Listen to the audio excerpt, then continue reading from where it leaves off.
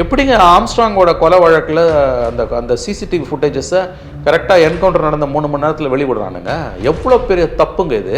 What's happening? திருமாவளவனுக்கு, சிந்தனை தெளிவு பெற்ற திருமாவளவனுக்கு ஏன் இந்த தடுமாற்றம் என்று எனக்கு புரியவில்லை. அவங்க தான் சொல்கிறாங்க சரணடைந்தவர்கள் உண்மை குற்றவாளிகள் இல்லைன்னு.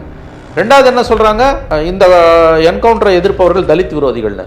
உங்கள் ஸ்டாண்டு படி பார்த்தாலே அவன் இன்னசென்ட், அவன் இந்த காரியத்தை பண்ணலை. அவன் அப்படி இருக்கும்போது ஒரு உண்மை குற்றவாளி அல்லாத ஒருத்தனை காவல்துறை என்கவுண்டர் பண்ணுதுன்னா அதை நீங்கள் எதிர்க்காமல் ஏன் ஆதரிக்கிறீர்கள்? பிடிச்சு வச்சு என்கவுண்டர்ன்றது போலீஸ் கஸ்டடியில் இருக்கக்கூடிய ஒருத்தரை எப்படி என்கவுண்டரில் அவர் போலீஸ் அடிக்க முடியும்? அவர்கிட்ட ஆயுதம் எப்படி வருது? ஏதோ நம்புற மாதிரி இருக்குது அது உங்களுக்கு. நீங்கள் என்கவுண்டர்ஸ் மூலமாக ஒரு பிரச்சனைக்கு தீர்வு காண முடியும்னு நினச்சிங்கன்னா அதை விட ஆபத்தான தவறான கருத்து எதுவும் இருக்க முடியாது. நல்லா ஞாபகம் வச்சுக்கோங்க, இது யூஸ்வல் என்கவுண்டரும் கிடையாது. இது பொலிட்டிக்கல் பாசஸை திருப்திப்படுத்துறதுக்காக காவல்துறை இப்படிப்பட்ட காரியங்களை செய்யும் என்றால் ஐம் சாரி, ரொம்ப அவலமானது.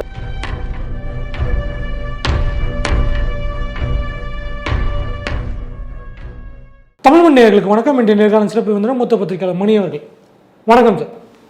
நேற்றைக்கு மெட்ராஸ் உயர்நீதிமன்றத்தில் ஜஸ்டிஸ் ஆனந்த வெங்கடேஷன், ஜஸ்டிஸ் சுந்தர்மோகன் அடங்கிய அமர்வு ஒரு அப்சர்வேஷன் பாஸ் பண்ணுறாங்க.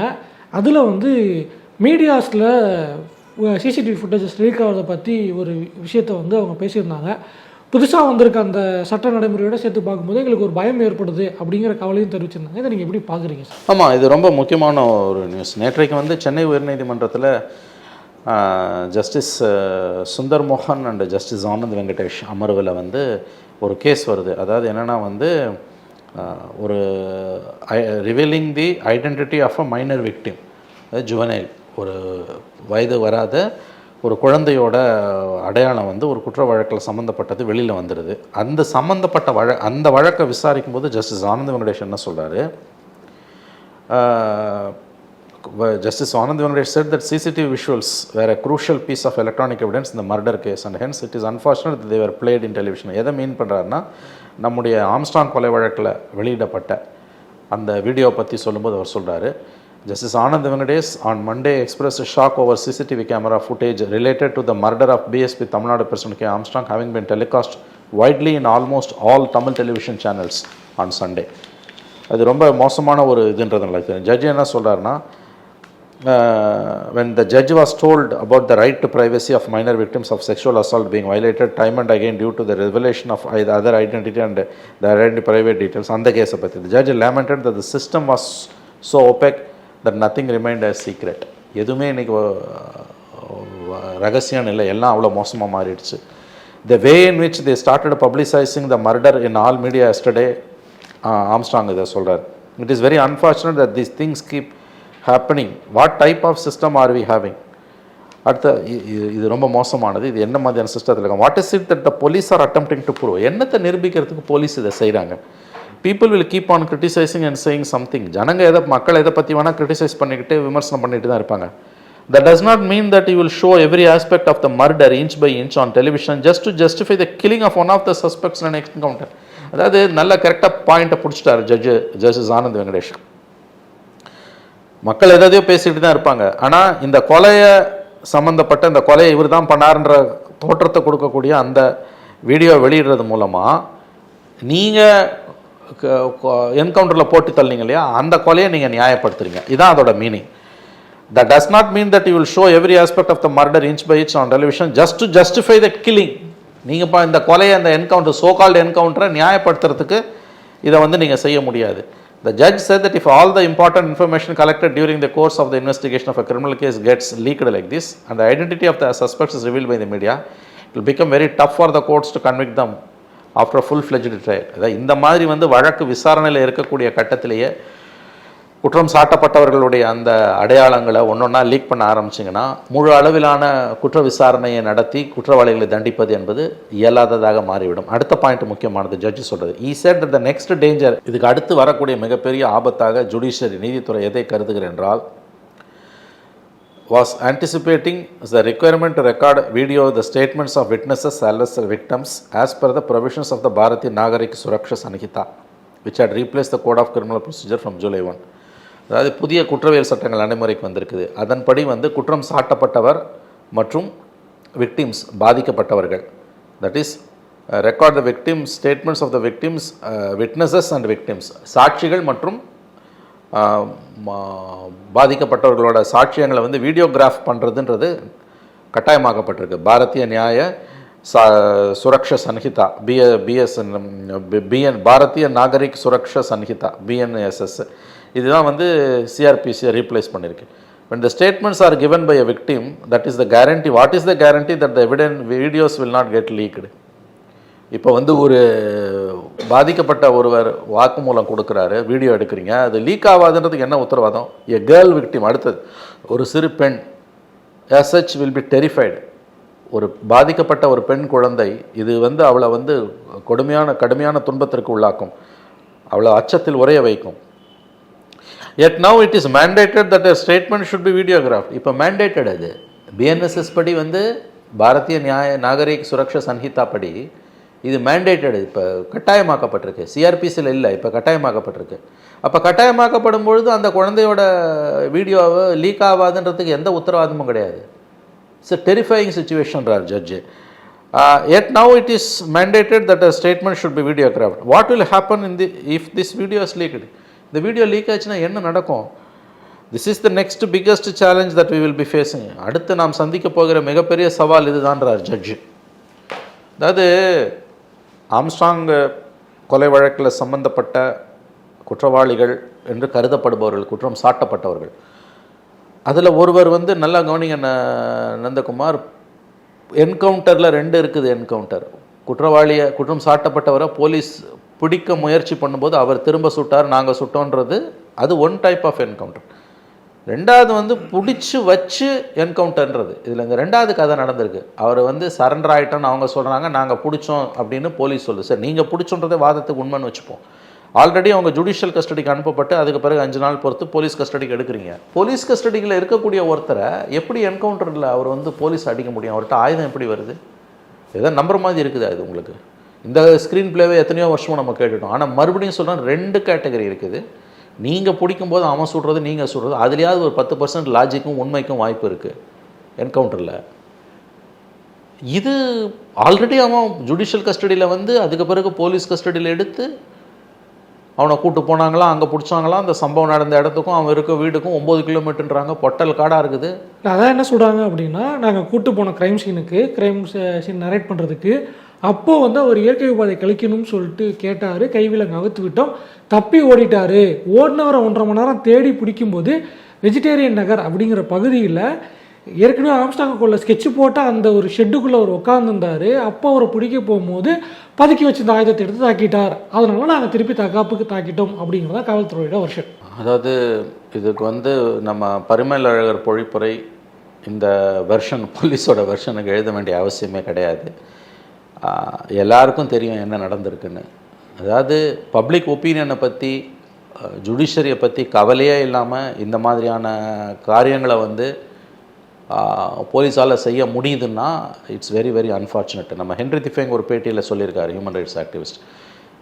அந்த 2 அதிகாரிகள், சம்மந்தப்பட்ட 2 அதிகாரி யார், கொலை நடந்தபோது, ஆம்ஸ்ட்ராங் கொலை நடந்தபோது சம்மந்தப்பட்ட 2 அதிகாரிகள், நார்த் ஜோன் ஐஜியும் சவுத் ஜோன் ஐஜியும் மாற்றிட்டு, கமிஷனரையும் மாற்றிட்டு புதுசாக கொண்டு வரப்பட்ட அதிகாரிகள் மூலம் தான் இது நடந்திருக்குது. பிரகாஷ் சிங் ஜட்ஜ்மெண்ட் மூலம். பிரகாஷ் சிங் ஜட்ஜ்மெண்ட்ன்றது என்ன? 2007 supreme court Prakash Singh versus government of India, union of இந்தியாவில் ஒரு ஜட்ஜ்மெண்ட் கொடுக்குது. டிஜிபிஸ்க்கு டென்யூர் வந்து ஃபிக்ஸட் டென்யூர் இருக்கணும். அதான் இப்போ பார்த்தீங்கன்னா வந்து பதவியேற்ற 2 வருஷத்தில் அவங்களுக்கு இது உண்டு, அவங்கள அது வரைக்கும் மாற்ற முடியாது. அதை மீறி நீ யாரையாவது போடுறோன்னா டிஜி பொறுப்பாக தான் வைக்க முடியும். உதாரணத்துக்கு ஜெயலலிதா 2011 ஆட்சிக்கு வந்தோன்னா லத்திகா சரண் கலைஞர் பீரியடில் இந்த டிஜியை மாற்றிட்டு ராமானுஜத்தை டிஜியாக கொண்டு வந்தப்போ என்ன பண்ணாங்கன்னா, ராமானுஜம் வந்து டிஜி இன்டெலிஜென்ஸ் ஃபுல் டைமு, டிஜி L&O இன்சார்ஜுன்னு தான் போட்டாங்க. கடைசி வரைக்கும் யூபிஎஸ்சி டிஜி ராமானுஜத்தோட அப்பாயின்மெண்ட்டை அப்ரூவே பண்ணலை. இப்போ ஹென்ரி திஃபேங் என்ன சொல்கிறாரு, இந்த ஃபிக்ஸடு டென்யூர் வந்து டிஜிபிக்கு மட்டும் இவங்க ஃபாலோ பண்ணுறாங்க. ஆக்சுவலாக பெரும் பதவியில் இருக்கவங்க எல்லாருக்குமே இருக்குது, கமிஷனருக்கு இருக்குது, ஐஜி லெவலில் இருக்க அடிஷ்னல் கமிஷனர்ஸுக்கும் இருக்குது. ஆனால் அதை யாரும் ஃபாலோ பண்ணுறதில்ல. அப்போ இந்த குறிப்பிட்ட 2 அதிகாரிகளை, அஸ்ரா காரியும் பிரேமானந்த் சின்ஹாவையும் மாற்றிட்டு தான், இவரை கமிஷனரையும் மாற்றிட்டு தான், சந்தீப் ராத்தோரையும் மாற்றிட்டு தான் அருண் வராரு. அந்த இடத்துக்கு நரேந்திர நாயர் வராரு. இந்த பக்கம் சவுத் ஜோனுக்கு கண்ணன் வராரு. நவ் ஹென்ரி திஃபேங் என்ன சொல்கிறாரு, நவ் இந்த மாதிரியான என்கவுண்டர்ஸை மேனேஜ் பண்ணுறதுக்கு தான் இந்த அதிகாரிகள் மாற்றமே நடந்திருக்கு. இது ரொம்ப சீரியஸ் அலிகேஷன். நீங்கள் ஒரு என்கவுண்டர்ன்றது நடந்ததுன்னா அதுக்கு பிறகு செய்யப்பட வேண்டிய விஷயங்கள் என்னென்னு தெளிவாக சுப்ரீம் கோர்ட் பல ஜட்ஜ்மெண்ட்ஸில் ஆர்டர்ஸ் போட்டுக்கிட்டே இருந்திருக்காங்க. கடைசியாக வந்து 2014 peoples union for civil liberties and versus Maharashtra கவர்மெண்ட்டோட கேஸில் கூட வந்து என்னென்ன மாதிரியான ப்ரொசீஜர்ஸை என்கவுண்டர்ஸ்க்கு பிறகு ஃபாலோ பண்ணணும்னு சொல்லியிருக்காங்க. எதையுமே ஃபாலோ பண்ணல. நீங்கள் என்கவுண்டர்ஸ் மூலமாக ஒரு பிரச்சனைக்கு தீர்வு காண முடியும்னு நினச்சிங்கன்னா அதை விட ஆபத்தான தவறான கருத்து எதுவும் இருக்க முடியாது. நல்லா ஞாபகம் வச்சுக்கோங்க, இது யூஷுவல் என்கவுண்டரும் கிடையாது. இது யூஷுவல் என்கவுண்டர்னால் நீங்கள் அவனை செக்யூர் பண்ணுறதுக்கு முன்னால் அல்லது அவன் சரண்டர் ஆகிறதுக்கு முன்னால் while attempting to arrest him அவன் சொல்கிறது நீங்கள் சொல்கிறதுல நடக்கிறது தான் என்கவுண்டர். இது already is either surrendered or captured and கோர்ட்டில் ப்ரொடியூஸ் பண்ணி அவனை ரிமாண்ட் பண்ணியாச்சு, போலீஸ் கஸ்டடி எடுத்தாச்சு, அடுத்த ஸ்டேஜுக்கு போயாச்சு. எப்படி நடக்கும் என்கவுண்டர்? அப்போ வரக்கூடிய சந்தேகம் வந்து இவர்கள் உண்மையை மறைக்கிறார்களா, காவல்துறை யாரையோ காப்பாற்ற முயற்சிகள் எடுக்கிறதா என்ற ஐயம் எழுவது இயல்பானது. நேற்றைக்கு நம்முடைய ஜஸ்டிஸ் ஆனந்த் வெங்கடேஷ் அவர்கள் வேறொரு வழக்கு விசாரணையில் ஆம்ஸ்ட்ராங் கொலை வழக்கில் சம்பந்தப்பட்ட சிசிடிவி வெளியீடுகள், அந்த கில்லிங்கு, இதெல்லாம் பற்றி பேசியிருப்பது ரொம்ப ரொம்ப ரொம்ப முக்கியமான ஒரு நிகழ்வு. அதாவது இன்னொன்று தெரிஞ்சுக்கோங்க, புதியதாக வந்திருக்கக்கூடிய குற்றவியல் நடைமுறை சட்டங்கள், பாரதிய நியாய சுரக்ஷா சன்ஹிதா பிஎன்எஸ்எஸ் சிஆர்பிசிக்கு மாற்றாக வந்திருக்கக்கூடியதில் கைவிலங்கு போடலான்னு இருக்குது. இன்னொன்று வீடியோகிராஃப் கண்டிப்பாக எடுக்கணும்னு இருக்குது. இப்போ வீடியோகிராஃப் கண்டிப்பாக எடுக்கணும்னு மேண்டேட்ரிங்க அது. அப்போ அது லீக் ஆகாமல் இருக்கிறதுக்கு நீங்கள் என்ன மாதிரியான முயற்சிகள் எடுக்க போகிறீங்க? இது எவ்வளோ பெரிய ப்ராப்ளம்ங்க இது. விட்னஸ் வந்து ஒரு ஸ்டேட்மெண்ட் கொடுக்குறாங்கன்னா அது வந்து அக்யூஸ்டுக்கு தெரியாமல் இருக்க வரைக்கும் தான் அந்த விட்னஸ்க்கான ஒரு பாதுகாப்பு இருக்கும். சப்போஸ் அது வெளியே லீக் ஆச்சு அப்படின்னா அந்த அக்யூஸ்டை சேர்ந்த யார் வேணால் வந்து அந்த விட்னஸை பழிவாங்கிறதுக்கான வாய்ப்புகள் இருக்குது அப்படின்னு. நேச்சுரலி இந்த கேஸ்லங்க எல்லாருக்குமே தெரியுதுங்க. யாராவது ஒருத்தர் இந்த தியரியை நம்புவானா? இது என்ன ஸ்க்ரீன் பிளே மாதிரி ஓட்டிக்கின்னு அந்த தியரியை வந்து அவங்களே எங்கே டவுட் பண்ணுறாங்க அப்படின்னா அது என்கவுண்டரோட நின்றுருந்தா பரவாயில்ல, அதுக்கு பிறகு அதை ஜஸ்டிஃபை பண்ணுறதுக்கு இவங்க வெளியிடுற ஆம்ஸ்ட்ராங் கொலையோட சிசிடிவி எப்படிங்க அது நடக்கும்? ஒரு வாரம் கழிச்சு வெளியே. முதல்ல அது எவ்வளோ பெரிய தவறுங்க அது. ஒரு போலீஸ் ஸ்டேஷனில் இருக்கக்கூடிய சிசிடிவி ஃபுட்டேஜை ஹென்ரி திஃபேங் சொல்கிறார், அதை நாங்கள் வேணும்னு சுப்ரீம் கோர்ட்டில் போய் ஆர்டர் வாங்கினா கூட கொடுக்க மாட்டேன்றாங்க, எங்களோட ப்ராப்பர்ட்டின்றாங்க. அப்படி இருக்கும்போது ஒரு காஸ்ட்லி மேடரு கரெக்டாக அந்த என்கவுண்டர் நடந்தோன்னா இதை தூக்கி எல்லா டிவிலையும் ரிலீஸ் பண்ணுறேன்னா, அதாவது பொது புத்தியில் என்கவுண்டர் சரின்னு தான் சொல்லுவான், அதனால் அது சரி கிடையாது. அப்புறம் கோர்ட் எதுக்கு, போலீஸ் எதுக்கு? ரெண்டாவது, திஸ் இஸ் அ ஒரிஜினல் என்கவுண்டரும், ஐ மீன் ட்ரெடிஷ்னல் என்கவுண்டர், இந்த சோ கால் ட்ரெடிஷ்னல் என்கவுண்டரும் கிடையாது. நீங்கள் கஸ்டோடியில் இருக்க ஒருத்தன் செத்துருக்காங்க. இந்த கவர்மெண்ட் வந்த பிறகு இந்த மாதிரியான ஒரு பேட்டர்ன் ஏற்கனவே ஒரு 2-3 இன்சிடென்ட்டில் பார்க்க முடிஞ்சு. உதாரணத்துக்கு திருச்சியில் ஒரு விஷயம் நடக்குது. உறையூரில் ஒரு அக்யூஸ்ட்டை வீட்டில் போய் அரெஸ்ட் பண்ணுறாங்க. அரெஸ்ட் பண்ணி இவங்க கூட்டு போகிறாங்க, ஃப்ரிஸ்கிங்லாம் முடிச்சு கூட்டு போகிறாங்க. கோர்ட்டுக்கு போகிற ரூட்டை விட்டு வேற ஒரு ரூட்டில் போலீஸே கூட்டு போகுது. அங்கே ஒரு வாந்தி வருதுன்னு கீழே இறங்கினாரு. அப்போ அங்கே பதுக்கி வச்சுருந்த ஆயுதத்தை எடுத்து தாக்குனாருன்னு அவரை திருப்பி சுட்டாங்க. பட் அவரை காலு கீழே தான் சுட்டாங்க, அவர் சாகலை. பட் ஃப்ரிஸ்கிங் பண்ண ஒருத்தர் கையில் வெப்பன்ஸ் மறைச்சு வச்சுருந்தாருன்னு சொல்கிறாங்க. எப்படி அது? அப்போ இதே usual theory, usual screen play, usual script இது மட்டும்தான் பிளே அவுட் ஆகுதுன்னும் போது இட்ஸ் வெரி சீரியஸ். நீங்கள் ஒன்று தெரிஞ்சுக்கோங்க, இது வந்து இந்த மாதிரி எல்லாம் பண்ணுறது மூலமாக பொது புத்தியில் நீங்கள் வந்து என்கவுண்டர்ஸ் நியாயம்னு தான் பேசுவான். அதனால் அது நியாயம் கிடையாது. சட்டப்படி தான் வாழணும், இஷ்டப்படி வாழ முடியாது. சுப்ரீம் கோர்ட்டோட ரிப்பீட்டட் கைட்லைன்ஸை நாங்கள் மீறுவோம் அப்படின்னு பேசுகிறதும், இதை நியாயப்படுத்தி பேட்டி கொடுக்கறதும், அந்த நெரேட்டிவை செட் பண்ணுறதும் ரொம்ப ரொம்ப ஆபத்தானது. இது வந்து ஜங்கிள் ராஜுக்கு தான் வழிவகுக்கும். இதனால் யாருக்கு மிக அற்புதமான அதிகாரிகள் இருக்காங்க போலீஸில், எல்லாரையும் ஒன்று நம்ம குறை சொல்லலை. என்கவுண்டருக்கு முன்னால் நடந்த டிரான்ஸ்ஃபர்ஸ் இருக்குல்ல இதே கேஸில், அப்போ அந்த அதிகாரிகள் எப்படிப்பட்டவர்கள்? அங்கே என்ன வருது நமக்கு மெசேஜ்? அவர்கள் ஒப்புக்கொள்ள மறுத்ததால் அவர்கள் டிரான்ஸ்ஃபர் பண்ணப்பட்டார்களா? தெரியாது. இவ்வளோ விஷயத்தை ஹென்ரி திஃபேங் கேட்குறாரு, நான் கேட்கல. ஹென்ரி திஃபேங் இந்த எவ்வளோ பாயிண்ட்ஸ் எல்லாம் கேட்குறாரு அவர். ஏன்னா அவர் சொல்கிறது எல்லாமே லாஜிக்கலி கரெக்டு. நீங்கள் தலித் ஆங்கரை கூல் டவுன் பண்ணணும், ரூலிங் பார்ட்டிக்கு வந்துப்பட்டிருக்கக்கூடிய பொலிட்டிக்கல் டேமேஜை சால்வேஜ் பண்ணணுன்றதுக்காக இதெல்லாம் பண்ணுறீங்கன்னா இது ரொம்ப ஆபத்தானது, ரொம்ப ரொம்ப ஆபத்தானது. Because you are dealing with a murder case, that too politician. அது ஏன் வந்து state leader of a national party, Mayawati மாதிரி ஒரு நேஷனல் லீடர் வந்துட்டு போய் அதை பற்றி சொல்லிட்டு போயிருக்காங்க. ஆகவே இது ஜஸ்டிஸ் ஆனந்த் வெங்கடேஷ் அவர்கள் எழுப்பிய கேள்வி. ஏன்னா இந்த புதிய குற்றவியல் நடைமுறை சட்டங்களின்படி அவர் ரொம்ப அழகான அந்த பாயிண்ட்டை டச் பண்ணியிருக்கார். புதிய குற்றவியல் நடைமுறை சட்டங்களின்படி பாரதிய நியாய சுரக்ஷா சன்ஹிதா BNSS படி வீடியோகிராஃப் பண்ணுறது விக்டிம் அண்ட் எவிடென்சஸ் விட்னஸஸ் அவங்களோட ஸ்டேட்மெண்ட்ஸை வந்து வீடியோகிராஃப் பண்ணுறதுன்றது மேண்டேட்ரி கட்டாயம்னு போது மிகப்பெரிய ஆபத்து சூழ்கிறது. சொல்கிறார் கரெக்டாக. அடுத்த பிக்கெஸ்ட் சேலஞ்சுன்னு எப்படிங்க ஆம்ஸ்ட்ராங்கோட கொலை வழக்கில் அந்த CCTV ஃபுட்டேஜஸை கரெக்டாக என்கவுண்டர் நடந்த 3 மணி நேரத்தில் வெளிவிடுறானுங்க. எவ்வளோ பெரிய தப்புங்க இது. What's happening? இல்லை, அந்த CCTV ஃபுட்டேஜோட ஒட்டி இன்னொரு ஒரு கேள்வி வருது. இப்போது வந்து அந்த ஆம்ஸ்ட்ராங் படுகொலை சம்மந்தமாக அந்த CCTV ஃபுட்டேஜ் மீடியாக்களில் வருது. 5ஆம் தேதி அவர் வந்து கொல்லப்படுறாரு. கரெக்டாக ஒரு 10 நாள் கழிச்சு தான் அந்த CCTV ஃபுட்டேஜ் வருது. 14ஆம் தேதி 15ஆம் தேதி அந்த CCTV ஃபுட்டேஜ் என்கவுண்டருக்கு பிறகு வருது. ஆனால் ஏற்கனவே தமிழ்நாட்டில் மிக முக்கியமாக பேசப்பட்ட வழக்குகளில் ஒன்று சுவாதி கொலை வழக்கு. அதில் ராம்குமார் ஈடுபட்டார். இன்ன வரைக்கும் வந்து எங்கள்கிட்ட CCTV ஃபுட்டேஜ் இருக்குன்னு காவல்துறை சொல்லிச்சு. ஆனால் எங்கேயும் அதை வெளியிடலை. பலமுறை பலரும் கேட்டும் அதை வெளியிட மறுத்த காவல்துறை இன்னைக்கு ஆம்ஸ்ட்ராங் வழக்கில் ஒரு வாரம் கழித்து 10 நாள் கழித்து அதை வெளியிடுறாங்க. அப்படிங்கும்போது அதை எப்படி புரிஞ்சுக்கிறது? இல்லைங்க, கிளியராக இந்த பேட்டர்ன் தெரியுது. இல்லை, நம்ம என்ன மோட்டிவ்னு நம்ம விளக்க வேணாம், மக்களுக்கு எல்லாம் தெரியும். ஃபேக்ட்ஸை மக்கள் மன்றத்தில் வச்சா மக்கள் புரிஞ்சுப்பாங்க. Mere fact speaks for itself. நம்ம பரிமேல் அழகர் பொழிப்புரை எழுத வேண்டிய அவசியமே கிடையாது.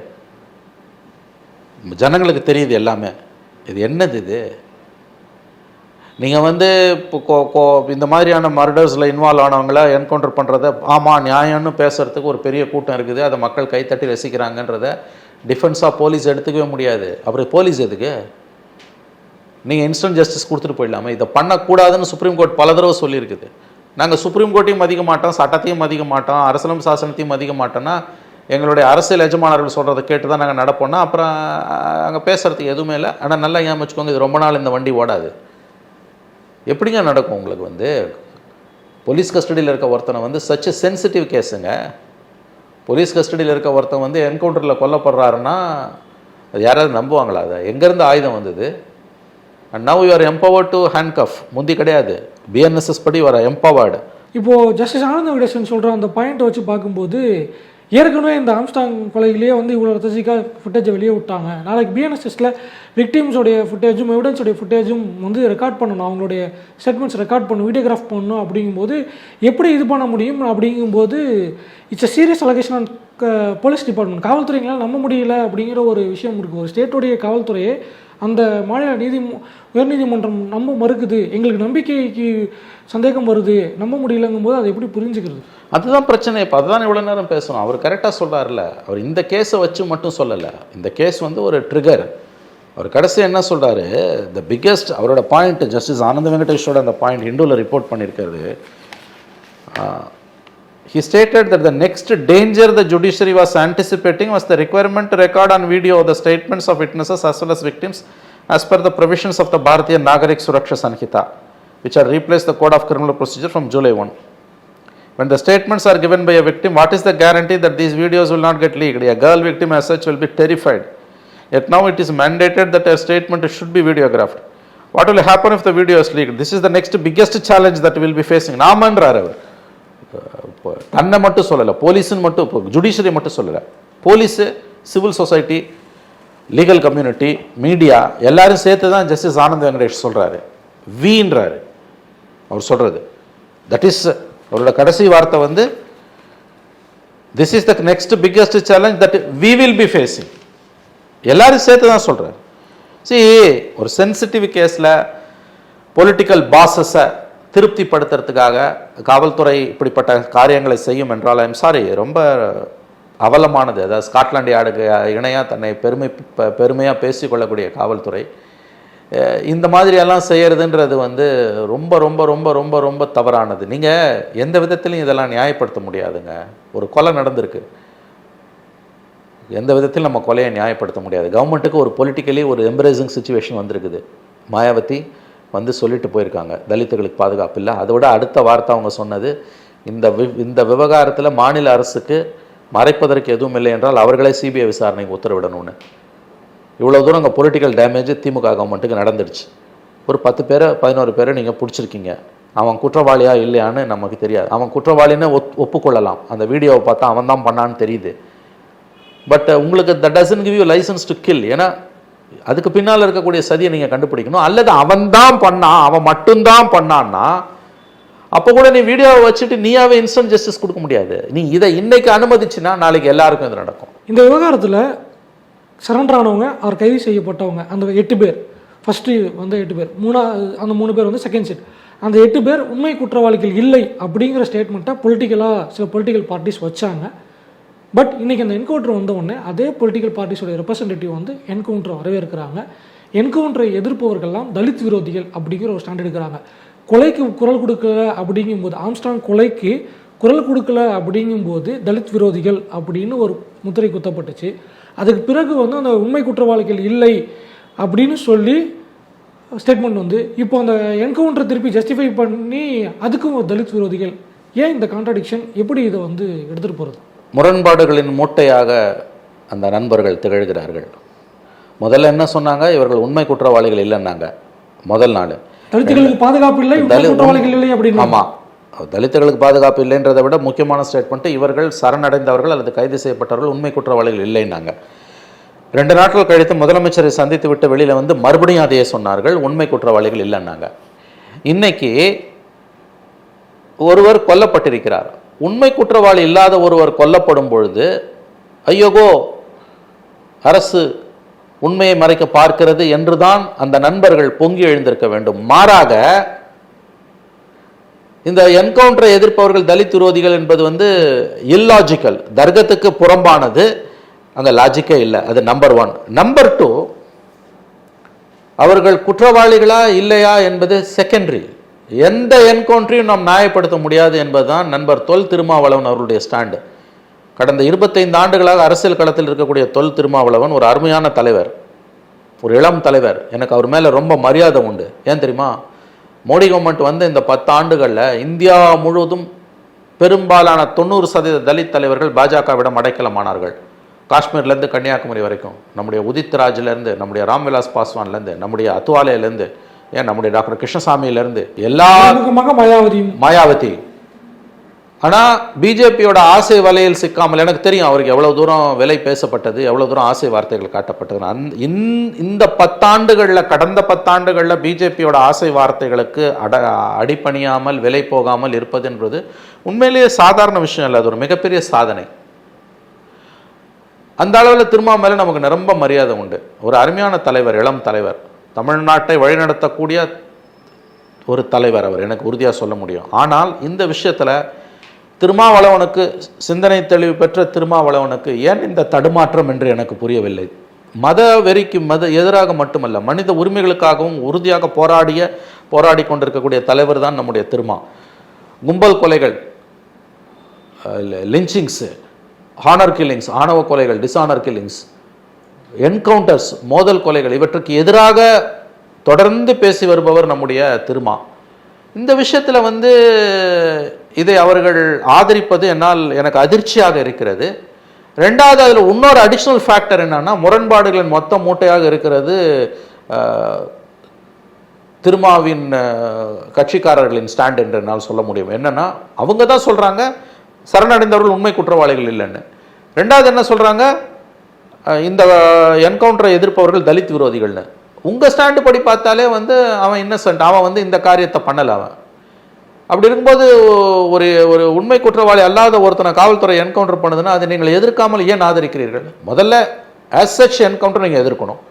ரெண்டாவது, இவன் உண்மை குற்றவாளி இல்லைன்னு நீங்கள் தான் சொன்னீங்க திரும்ப திரும்ப. அப்போ அதில் சம்மந்தப்பட்ட ஒருவர் கொல்லப்படுகிறார் என்கவுண்டரில், சோ கால்டு என்கவுண்டரில். அப்படின்னும் போது நீங்கள் கிளர்ந்து எழுந்து அதை எதிர்க்கணும். மாறாக இந்த என்கவுண்டரை விமர்சிக்கிறவங்களுக்கு மேலே முத்திரை குத்துறது எந்த விதத்தில் நியாயம்? இப்போ என்ன மாதிரி இருக்கவங்கலாம் எந்த கட்டத்திலையும் என்கவுண்டரை ஆதரிச்சது கிடையாது.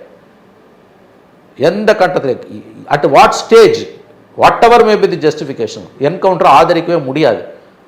இது மனித நாகரிகத்துக்கு விடப்படுற சவால். காவல்துறை வந்து ஷார்ட்கட் ரூட்டை எடுக்குதுன்னா நாளைக்கு அது எல்லாருக்கும் ஆபத்தாக முடியும், நீதி பரிபாலனத்துக்கு வழிவாக்காதுன்றதை நம்ம சொல்கிறோம். இது இந்த கேஸுக்கும் பொருந்தும்.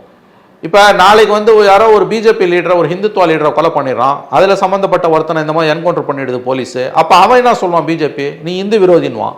அது எவ்வளவு அபத்தமானதோ அதே அபத்தமானதான் திருவேங்கடம் என்கவுண்டரை விமர்சிப்பவர்களை, கண்டிப்பவர்களை தலித் விரோதி என்று சொல்வதும். இதுதான் அளவுகோல் அவங்களுக்கு. மக்களுக்கு தெரியும் யார் தலித்துகளுக்கு நேச சக்தி, யார் தலித்துகளுக்கு எதிரிகள் என்று. இதுவரை எங்களோட இணைந்து கருத்துக்களை பயந்தமைக்கு நன்றி.